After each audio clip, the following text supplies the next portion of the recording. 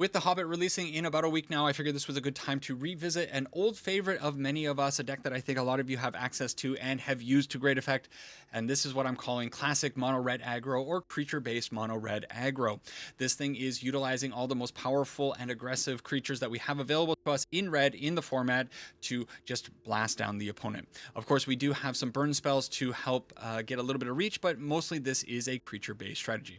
So for the burn spells, we got Burst Lightning, Shock, and Lightning Strike, 4 copies of each of those. They're going to work very well with some of the Prowess creatures in the deck, or of course the one of O'Hare. If we get this on the field, suddenly those spells are all doing 4 damage instead of 2 or 3. But mostly we want to be putting a nice curve on the field. We got really great 1-drops, Burnout, Bastronaut, and Higher Claw. These things get out of control if they're not immediately answered. We also have Emberheart Challenger and Slickshot Show-Off, both with haste. Now, Slickshot Show-Off doesn't have a lot of spells to really get out of control, but still, if you wait for the right opportunity, very easily this can do 3, 5, 7 points of damage, and that's probably going to be enough in a deck like this. Also, with the Emberheart Challenger, we don't have any ways of triggering the Valiant directly because we're not playing any pump spells, but it does have Prowess, so it's going to get bigger when we do cast a Shock or a Burst Lightning. However, we are playing 4 copies of Rockface Village. This is a heavy creature-based strategy, so we are able to justify putting 4 copies of the Village in the deck, and we can pay 1 and tap this to give the Emberheart Challenger +1 and an irrelevant haste until the end of turn, but more importantly, that is going to activate the Valiant ability if we need to find some cards. Razorkin Needlehead, awesome card. It has lost a little bit of value overall in the format because a lot of the spells that our opponents are going to be playing are not directly drawing them cards, but rather putting the card into their hand, so it doesn't exactly trigger the Needlehead's ability, but sometimes they are drawing cards, and of course they're always drawing their first card at the start of each turn, and if we have the O'Hare on the field, that's going to be 4 damage to the dome, but otherwise just as a 2/2 first striking creature on our turn, dealing 1 damage to the opponent every time they draw a card, it's kind of cool. It works. Of course, Tersa allows us to shuffle away some useless cards if we overdraw on lands, because we are playing 23 lands in the deck, which is a little unusual for a red deck, but if we do have an excess amount of lands, we can throw them away. Also, Tersa has haste, so what's not to love about that? And then maybe to close out the game, Nova Hellkite always gets a lot of value. It's a great card. So that's the deck. We're going to try it out, hopefully find some wins with a classic aggro strategy. See you over in the games.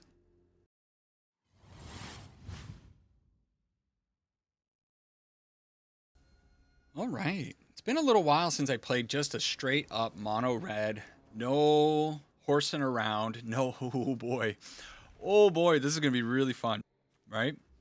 Yeah, no flinging, no horseplay, just honest red aggro strategy. We're going to hopefully shoot the opponent for 3 extra damage on this turn if they don't have a way of stopping our poor Higher Claw. Oh, don't interact with the, oh. Lessons off the bat, you hate to see it. So do we go out with the Higher Claws? Yeah, I think so. The Razorkin would be a pretty good card to put on the field, but I think it's probably fine to just go double Higher Claw. And this is something that's going to be a little bit tricky for the opponent to deal with. Abandoned attachments, they're taking a turn off, so we can get in for 7 points of damage potentially next turn. Tap land for the opponent, sure. I think it's fine to slam the Tersa in this situation. Now, do we want to throw any of these cards to the graveyard? The Needlekin... Needlekin. I'm always going to say the wrong name. I'm going to throw that one away. I think it's a good card, but it's probably not going to get enough value overall. Now we have the backup Tersa. Not the best draw, but if we do end up finding more lands in the next couple of draws, maybe that'll be a good way to go. Or if they end up wiping the board, we can... Well, hey... If they just blast down our Tersa now with this Iroh's Demonstration, we have a backup Tersa. Okay, sure. So it ended up working out for us in the end. And I think we keep our hand. Our hand looks okay, especially if we end up finding another land. What we can do is just put out the Emberheart Challenger, Burst Lightning, get it up to a 4/4. They're at 6 already. Like, they got to deal with a lot of stuff. Now, they are at 7 mana. Potentially 8, so we are now into Jeskai Revelation zone. Isn't that fun? Don't you love being against a Jeskai opponent when they're at 7 mana? Grand, okay, getting a little bit of discount, so everything a little bit cheaper. They put out another land, so they still have 4 mana, but it's like 8 mana, technically, because of Grand. They use 2 of their infinite amount of mana, whatever it is, digging for something. We do have lethal. Oh Dang, really wish I drew a land there. A land would have been so much better than the O'Hare. But we're gonna put the Emberheart onto the field and hope that it's going to be enough to get around this Grand. What do you got, opponent? Show me something scary. It's an Eloquentia. Pretty good. So we can't do anything about that. I guess what we do is we hope that they don't have anything to do with this Tablet of Discovery, and that our Higher Claws and Tersa, it's 7 damage on board if they can't do anything about it. That also removes... Oh, yes! Love to open up with a win against Jeskai. Whew, it was a close one, though. It was a nail-biter, for sure. All right, still climbing our way back up into maybe numbered Mythic. It would be nice to be able to get back up in there. You know what? Slickshot Show-Off normally would be a pretty good keep, but we get to go first. We get to put a Burnout Bastronaut on the field, and then if we can just find just one burn spell, the Slickshots kind of go crazy, but we only have 12 in the deck. Is it a big ask? It's kind... You know what, let's keep it. Let's try it. Let's see if old Slicky can get the job done. Is Slickshot Show-Off broken enough that it can find a way to win even if you don't pump it up? Another red-based opponent from the other side of the field.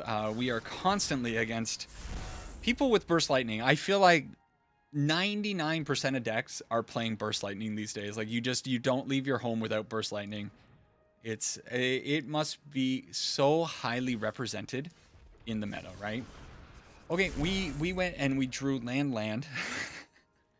So what we need again is a couple of good runners, and we're just gonna hold these plotted slick shots. This might be completely the wrong way to go about this strategy.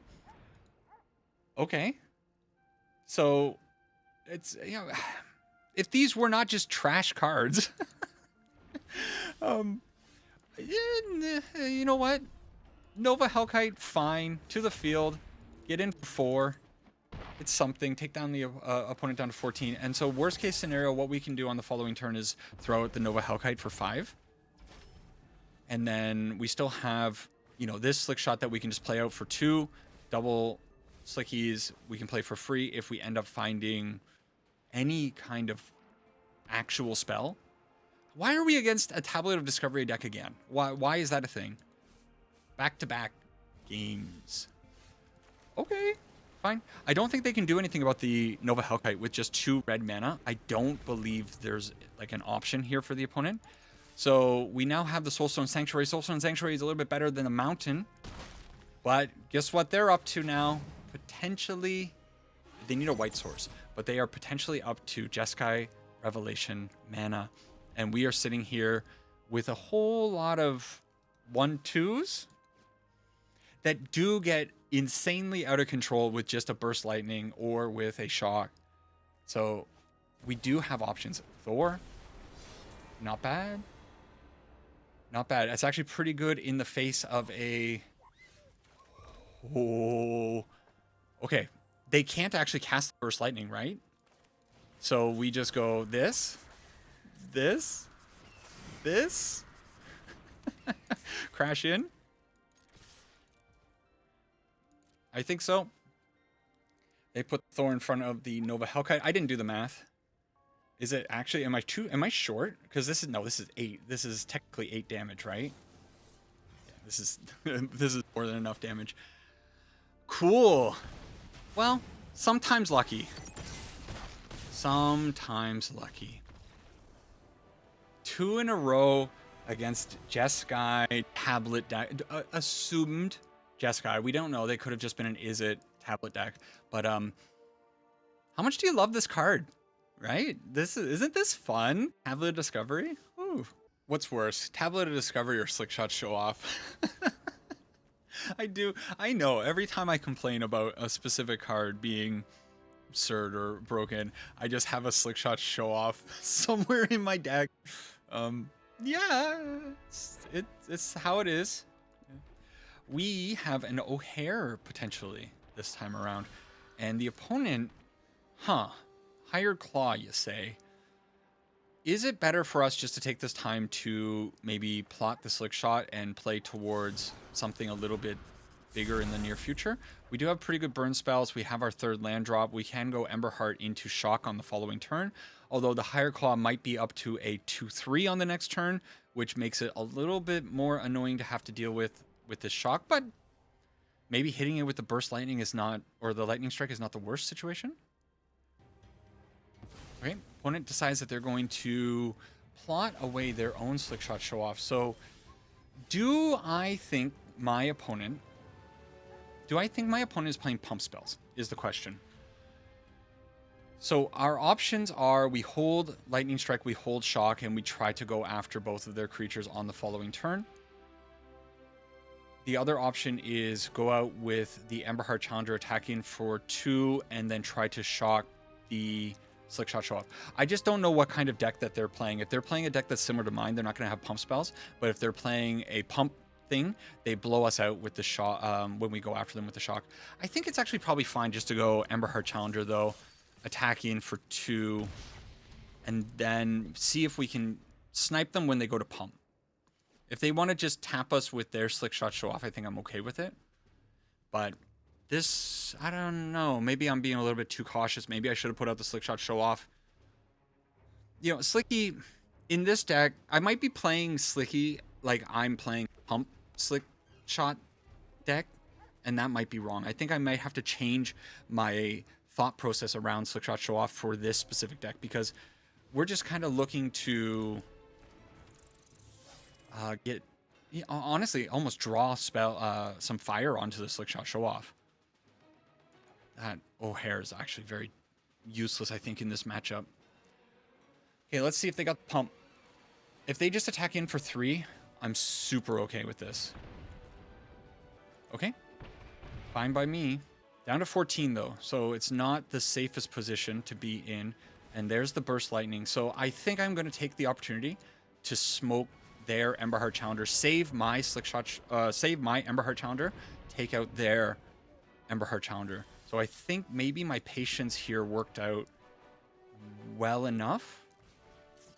And I think we're going to go Emberheart Challenger, Slickshot Show-Off this time around, and hold up the Lightning Strike for their Slickshot Show-Off. I don't think I can afford to allow them to get a nice pumped up Slickshot off on me. That I did miss out on 7 points of damage, though. But 7 damage is not 13, right? It's not enough there. Okay, so black mana may be indicating to me that they are potentially playing Callous Sellsword. And so that is a little bit of a problem. There's the pump. Okay, we allow this pump to go through.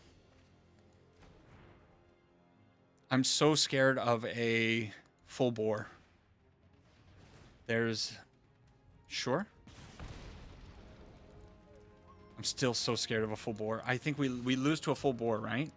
It's another 5 damage. Full bore just kills us. But it's got to be exactly full bore. Let's see if they got it. If they got it, they got it. Turn inside out doesn't... It's not enough. Cool. Turn inside out, leaves them with a 2/2, but it saves us so much damage. And the 2/2 is not really that scary. And now we have an O'Hare that we just throw down. The O'Hare was going to be useless in this matchup, but maybe it's okay. And I think we attack in with the Slickshot Show-Off because they're down to 2 cards. They would need to have, I don't know, even. Like, it just doesn't matter, I think, at this point. They can definitely attack in with the Higher Claw, get in 1 point of damage. We block with the O'Hare, like it's 100% block, right? I guess the face down card could be like a Slickshot. Ooh, okay. Okay, so let's read what O'Hare says, because transform this land, activate only if a red,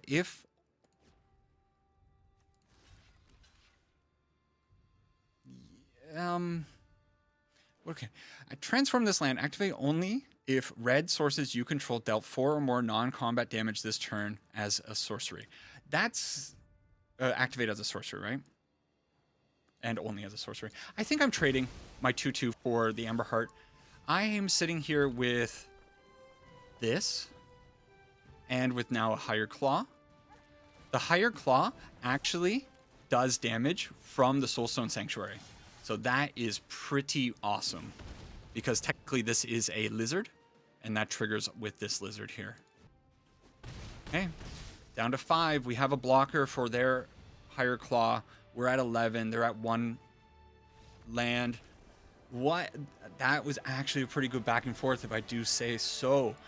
It was actually a lot of fun, right? Trying to figure out or navigate when we could take advantage of the slick shot. They were in fact playing pumps, but they didn't have the one pump to blow us out, which was the full bore. Lucky us. Slothgar 519, representing the Hulk. And we got a pretty good hand. We actually have a Slickshot Show-Off hand with the Lightning Strike and the Burst Lightning potentially representing another 9 points of damage with our Slickshot Show-Off on the field. So that's pretty good. And we're against exactly what we want to be up against. And in this case, you just run out your Slicky. You see your opponent on potentially mono green. I think you take the opportunity to try to just put the Slickshot Show-Off on the field. I guess this is actually only representing 1 extra damage, and they could have the Seam Rip because we know this opponent could definitely be a Selesnya deck. Yeah, I don't know. Maybe I was a little too hasty in my assumption that the Slickshot Show-Off just, run it out. That's not great. But the good news is we do have the Burst Lightning for the Spider Manifestation. If they have the protection for it, that's going to suck. But we do have another Defend the Rider. All right. Let's get rid of it. Sure. So we go 2 for 2, but we still get in for 7 points of damage, taking the opponent down to 15, down to 10. And then we need help, though, because we've just completely fired off everything that we have available to us. And, ooh, the Hunter's Talent is pretty dang good. Although, you know what? The damage is already done, and that attack is a brave attack. So we are 100% going in with a higher claw. We're pumping with a higher claw. And am I using this shock on face, or am I using this shock on the Frenzied Bailiff? I think it might be going on face. We win this race, right? Oh. Okay. It's okay. It's fine. It's fine.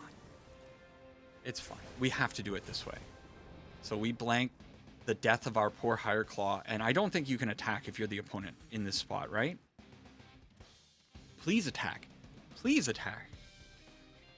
Both of us have just flopped everything onto the field. Wow, that is an aggressive attack.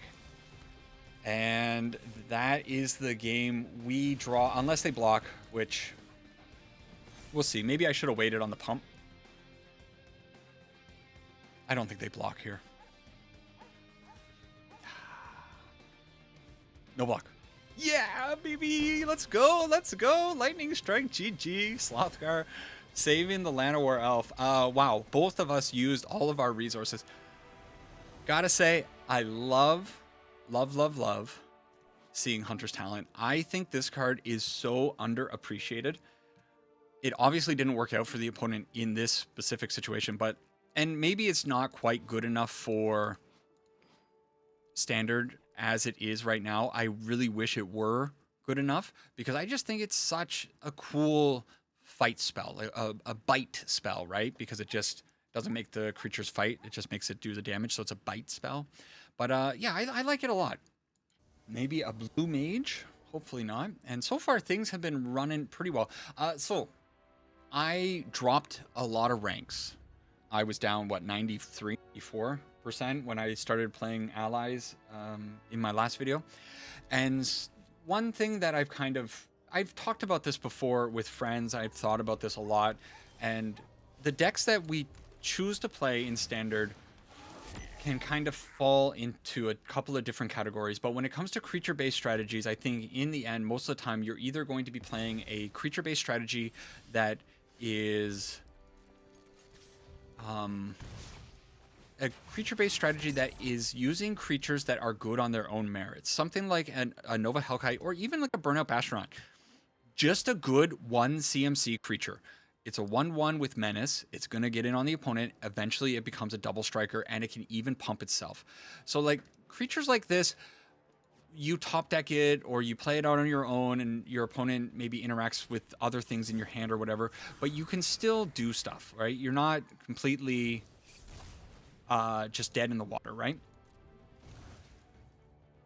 Hang on. Are we taking 6? Yeah, sure. Taking 6? Okay. I'm too afraid of a full bore here to protect the Slickshot Show-Off. So we'll see if we can maybe react to them doing something here. I feel like they were just testing the waters. Okay. Let's fire it off now. I know it's post-combat, but at least we're not going to get it flung in our face. It kind of... maybe this was all wrong.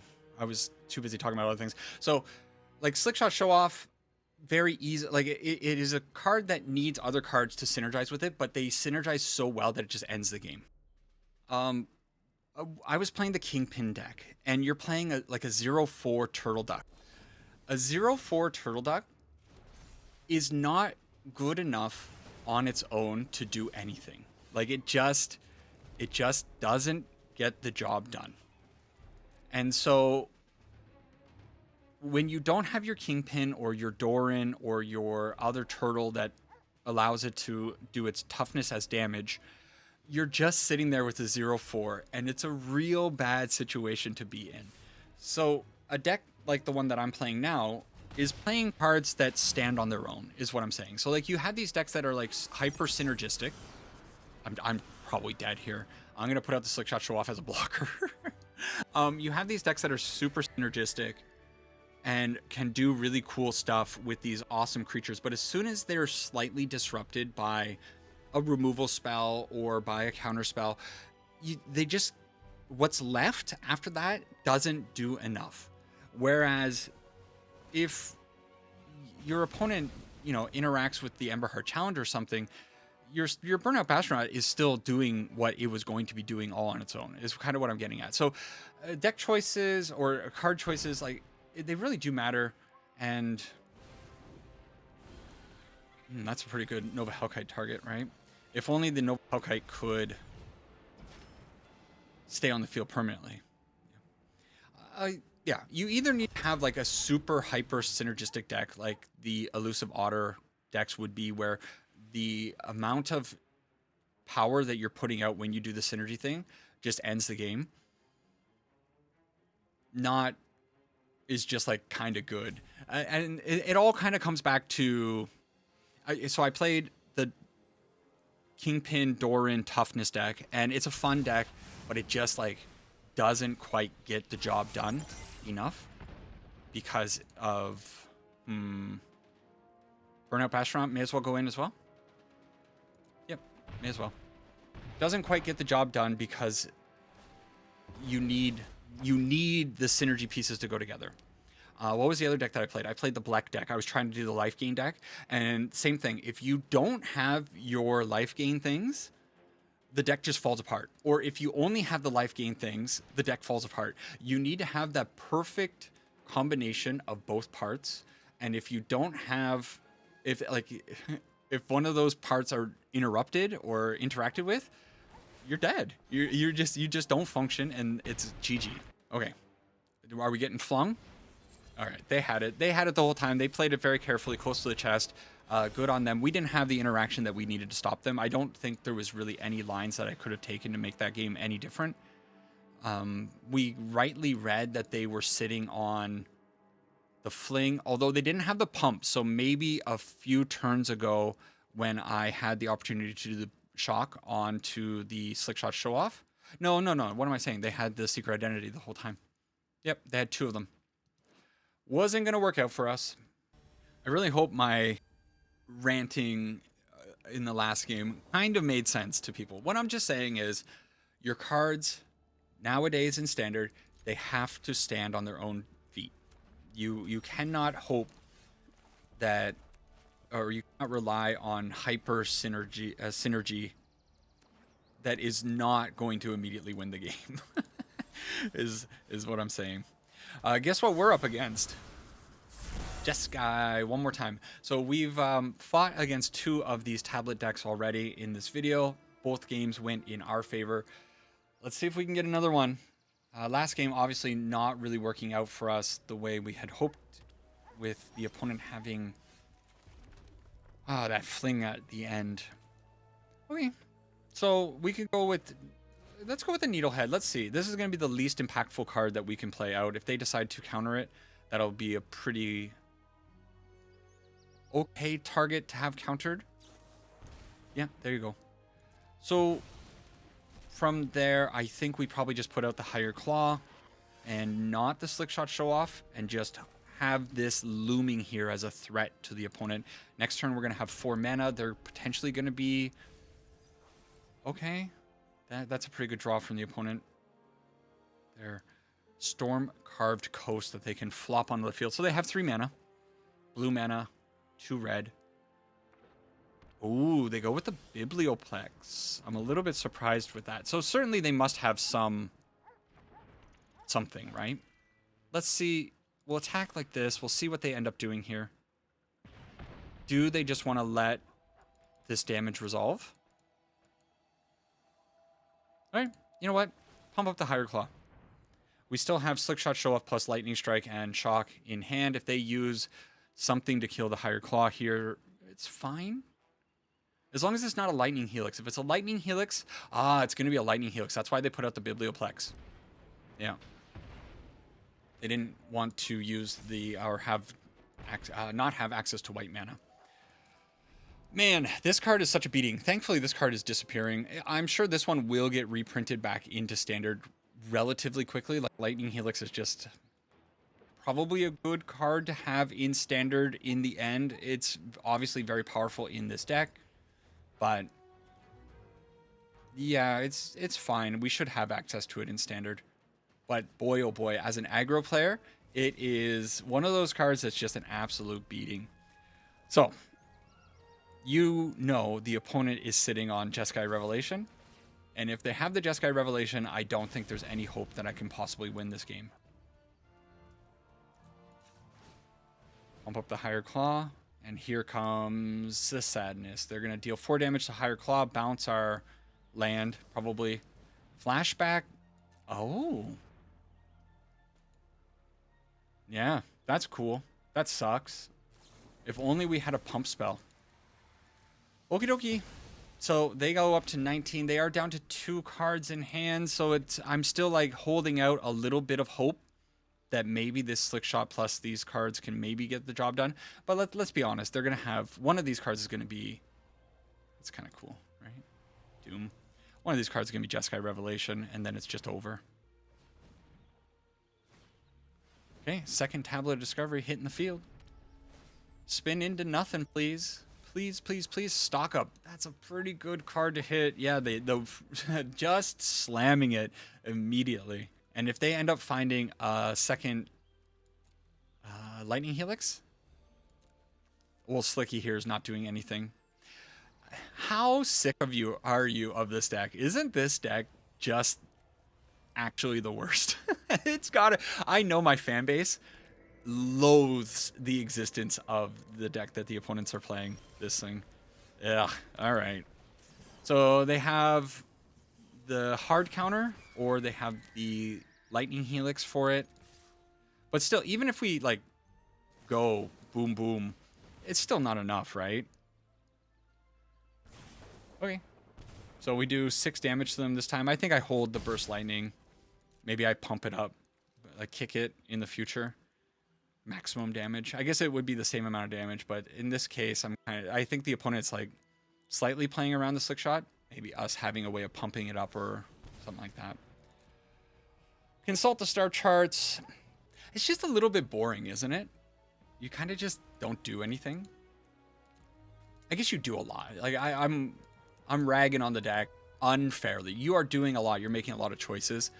I think it's just like the speed that these Jeskai opponents tend to play at. Like, it's a very methodical deck. They got to think things through a little bit.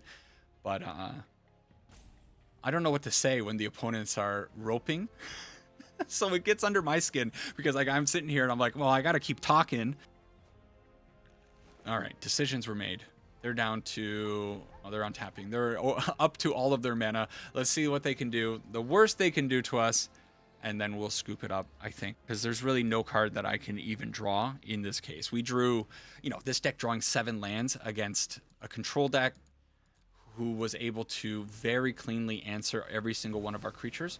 Northwind Avatar means they go and grab whatever they want from their sideboard, and we're not going to sit through those decisions. So 2 rough ones in a row. That's okay. We had a pretty good run at the start, and we'll bounce back.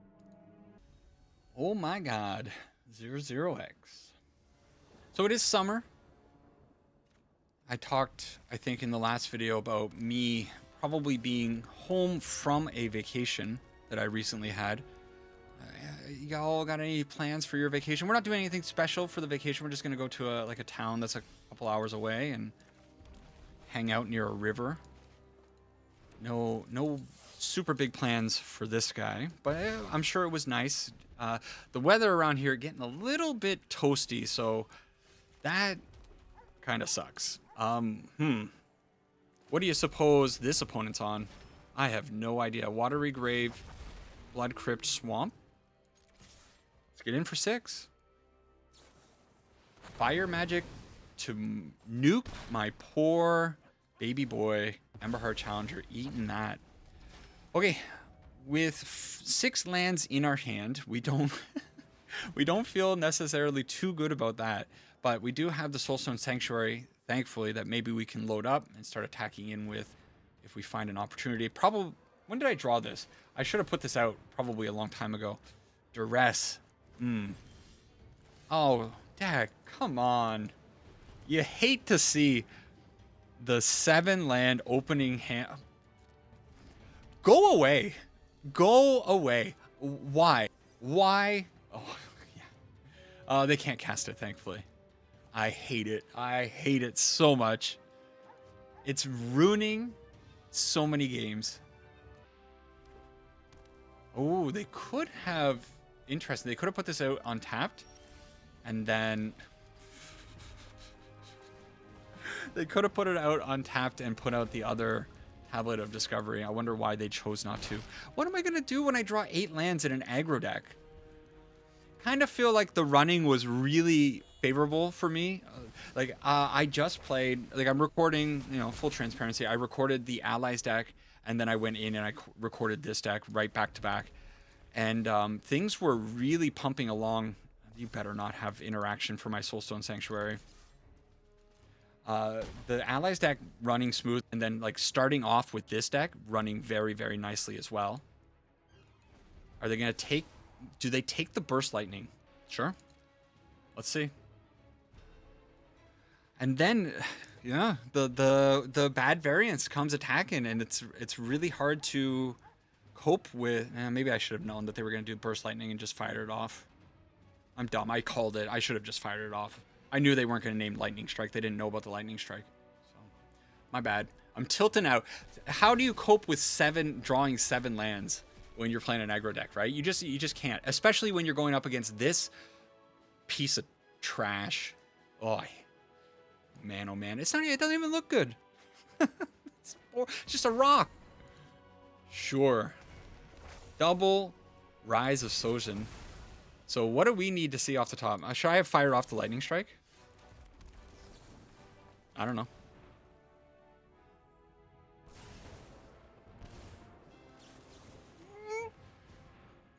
What do you do, opponent? This game, I don't like that win. I didn't deserve that. In no realm did I deserve that. I did mention that the Lightning Strike and the Burst Lightning and all that were in the deck for reach, right? I did mention that in the intro, so it did serve its purpose. Now, we have 2 lands. It would be delightful to find the 3rd land so that we can get our Nova Hellkite onto the field eventually. Hello, Llanowar Elf. Gotta do it to ya. Can't leave that on the field. So, we miss on our land. Come on, game. Please, like, a little bit of balance, right? Why does it have to be all the way one side or all the way the other side? You can have 2 lands or you can have 8 lands. How about 4? Can we do 4? Can we do 4? Please? Okay. we get a cheeky kill on Jennifer Walters, and the opponent had to take 2 damage to do that with the Temple Garden. So it's kind of like the Razorkin Needlehead got in a little bit of damage there. Second Llanowar Elf. Okay, please. Oh, how good would a land here be? A land would just be absolutely... I'm clicking these things by accident. Absolutely delightful. Do I use a Burst Lightning on one of these? I think so. They are missing land drops, like we are. A land here gets a concede, I think. Please, please, please, please, please. We did it. We did it, chat. We succeeded in hitting the dream. We get in for 6 damage after nuking all of their poor creatures. And now we have a Tersa and a Burst Lightning and a Razorkin Needlehead pinging them away. Oh, baby. That's fine. We get in with Tersa on the following turn. Wouldn't mind seeing land. So we get up to the Nova Hellkite, maybe? Shoot. So, I think it's still Tersa, right? And we just bully. But do I throw away... No. No. What am I saying? We attack in, they don't block, we have 4 damage in hand. If they gain life, that'll be a miracle in this deck. I don't think there's any way for them to gain life, and then we just blast them with this. A little bit of a shame. The opponent having the land problems that we were talking about, right? I wonder if that opponent is sitting at their desk, like slamming their hand on their desk, being like, I draw 2 lands or I draw 8 lands. It's the same rant that I'm sitting here making. 2 more to go. Getting our full 10 games in, regardless of time. I think this one, the games are actually going a little bit slower than the Allies deck. Potentially, I think. Those games, surprisingly, were quite fast, especially the ones that we ended up losing. We lost those very quickly. This time around, yeah, things are going well enough, I suppose. Burnout Bastronaut. Let's get it onto the field. And no, you know what? I should have gone out with the Higher Claw there, I think. Higher Claw on turn 1 is a little bit better because it's a little bit more reliable at getting damage in. Okay, so we're definitely attacking with the Burnout Bastronaut, and I think probably I need to hold up one of these shocks. So the opponent is definitely on life gain. Maybe? On life gain, the opponent saying nice deck. That is a salty nice deck, I think. That's what that is. If they start gaining life, we could be in a little bit of trouble. So I want to make sure that we don't get to that point. All right, let's hit the mic. Okie dokie. Mountain, fine. And then... I didn't need that anyways. I love it. Hang on, I bought some new emotes too, right? This is fun.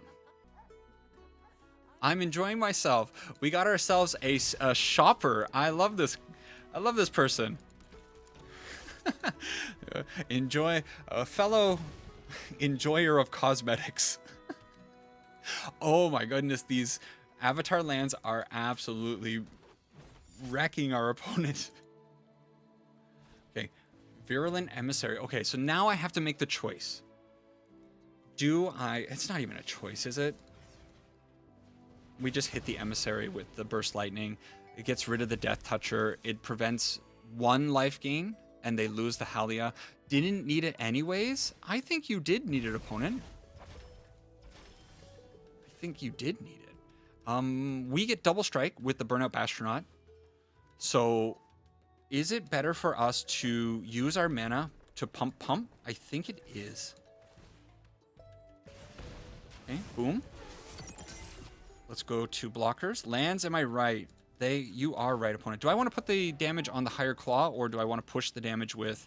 I think we want to push the damage with a Burnout Bastronaut. It's an extra point of damage. Yeah, lands, always a problem. So as long as the opponent doesn't have a Sheltered by Ghost. Sheltered by Ghost is the card that actually kind of ruins it for us. If we end up finding, though, a Burst Lightning or a Lightning Strike, Shock, any of these are going to be great cards for us. The Tigra, being a 3/2, doesn't matter whatsoever to us. We just do this. And we give haste to this one. and we crash in. And I think this is probably enough damage one way or another. I didn't count it out. We don't do that around here. I'm enjoying myself, we will say to the opponent. The Burnout Bastronaut is representing 4 damage all on its own. So, if I can click it, there we go. GG opponent, tough one for them. It's a little bit of a shame that they ran into such awkward mana things. They were also playing kind of a neat deck, a Selesnya life gain deck. With the Michelangelo plus Tigra could be cool, but they just didn't get this on. And which is kind of what I was talking about. Like, the Leonin Vanguard is a 1/1, and unless you have 2 other creatures on the field, it is useless. Whereas the Burnout Bastronaut as a 1/1 for 1, I don't care if I get other creatures on the field. This thing's got menace. It turned on its max speed by itself. Then it ended up getting in for... It probably ended up doing like 8 damage over the course of this game. Like on the previous turn, it did 6. On this turn, it was going to do 10. Actually, so even more. And it got in for a couple of chip damage here and there. So like, cards are not all created equally. And when you're playing a highly synergistic strategy like this, when you're playing in a format or in a meta where there is so much interaction, those types of decks crumble.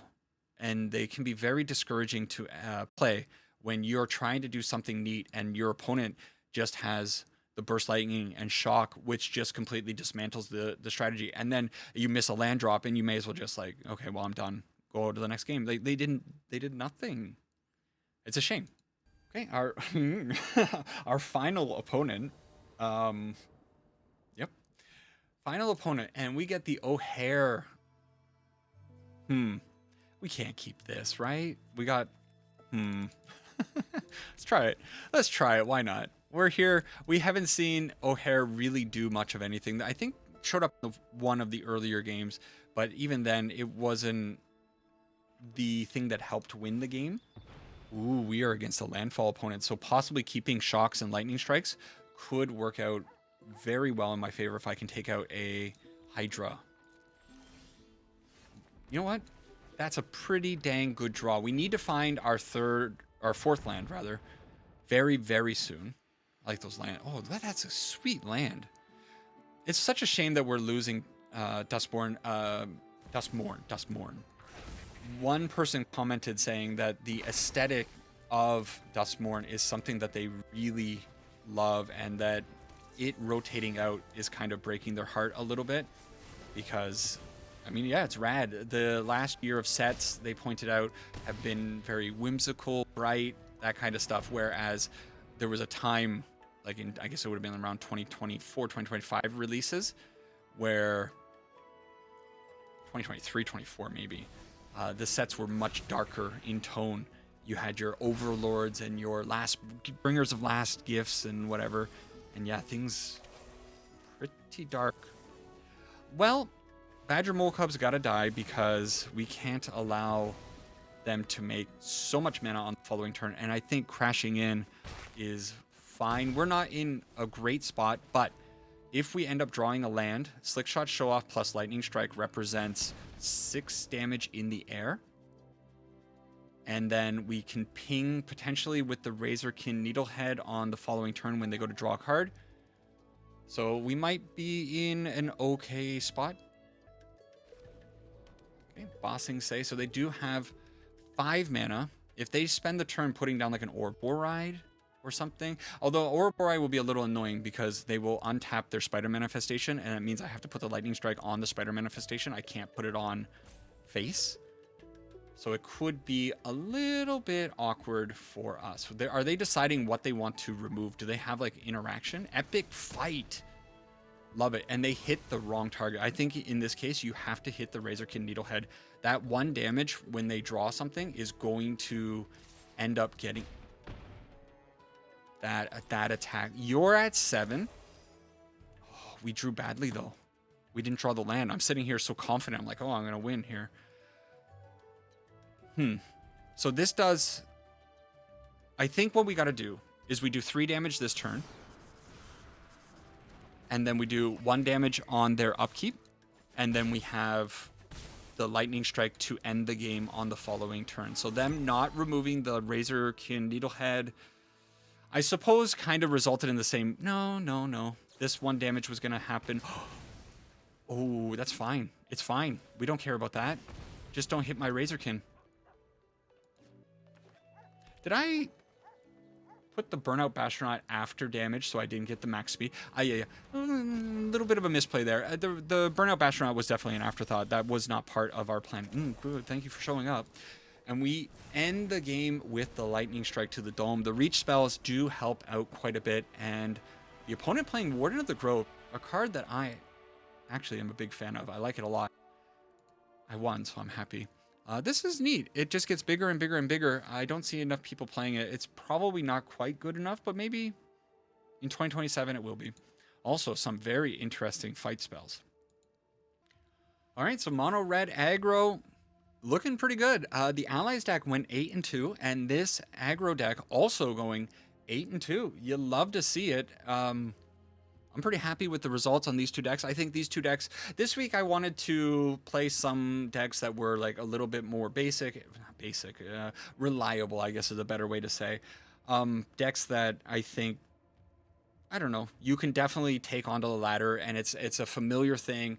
There's no doubt about them being good in that. I just wanted to play something a little bit more streamlined, mostly because, and I'll show y'all, I've been messing around with the Kingpin Toughies. Here's this deck. I don't know if I'm going to get around to playing this deck. Last night, I made the change of making the removal black instead of white. I was playing, what's the white spell? The new one. Uh-oh, I'm forgetting. No, I'm crashing.